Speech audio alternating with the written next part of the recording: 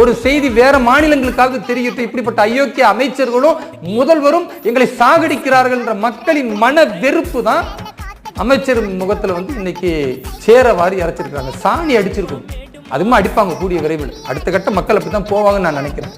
ஏன்னா அநியாயங்க இது.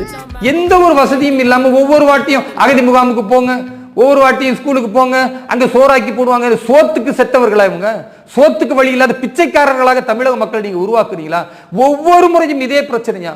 அநியாயமா இல்லையா? ஒவ்வொரு முறையும் இழப்பு, மின்சாரம் தாக்கி இழக்கிறாங்க, தண்ணீரில் இழந்து கொண்டு இருக்கிறார்கள். எத்தனை உயிரிழப்புங்க? இது வரைக்கும் 10க்கும் மேற்பட்ட உயிரிழப்புங்க. அதை விட கொடுமை என்னன்னா, திடீர்னு நீங்க டேமை திறந்து விடுறீங்க, தென்பண்ணையாறு தண்ணீர் எல்லா இடத்திலும் வெள்ளம், கடலூர் ஸ்தம்பித்து போகிறது, ஒவ்வொரு மாவட்டமும் ஸ்தம்பித்து போகுது, விழுப்புரம் ஸ்தம்பித்து போகுது. ரயில் பயணங்கள் வரக்கூடியவர்களுக்கெல்லாம் 12 மணி நேரத்திலிருந்து 24 மணி நேரம் எல்லா இடத்திலும் அந்த ரயில் பயணம் நின்று போய் மக்கள் எல்லாம் அவதிப்படுகிறார்கள். எவ்வளவு கொடுமை பாருங்க.